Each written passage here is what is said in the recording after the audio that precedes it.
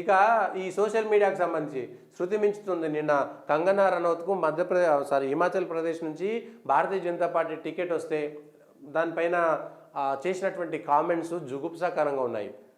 మహిళలు పోటీ చేస్తుంటే వీళ్ళు ఎవరైనా పురుషులు కానీ మహిళలే కానీ చేసినటువంటి కామెంట్స్, ఆమె సినిమాకు సంబంధించినటువంటి నటి, సినిమాలో నటించినటువంటి వ్యవహారాలను తెరపైన చేసినటువంటి వ్యవహారాలను, అక్కడ ఉన్నటువంటి నటనకు సంబంధించి ఇక్కడ తీసుకువచ్చి వ్యక్తిగత జీవితానికి అంటగట్టేటువంటి ప్రయత్నం చేయడంతో పూర్తి స్థాయిగా ఇప్పటికే ఆర్టిఫిషియల్ ఇంటెలిజెన్స్ అనేటువంటిది వచ్చిన తర్వాత ఎన్నికల్లో చాలా ఫ్యాబ్రికేషన్ జరుగుతుంది.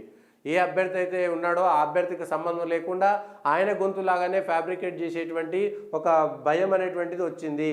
లేకపోతే చాలా కష్టమవుతుంది. ఇది సోషల్ మీడియాలో అన్ని పార్టీలకు సంబంధించినటువంటి వాళ్ళు, అదేవిధంగా సాధారణ ప్రజలు, సాధారణ ఓటర్లు కూడా సంయమనం పాటించకపోతే వాడేటువంటి భాష విషయంలో చాలా తీవ్రమైనటువంటి ఇబ్బందులు ఎదుర్కోవాల్సి వస్తుంది. ఎందుకంటే మన విలువనే పోతుంది. మనకు సంబంధించినటువంటి, మన దేశానికి సంబంధించి మనకు సంబంధించినటువంటి విలువనే పోతుంది అనేటువంటిది మాత్రం మర్చిపోతున్నారు.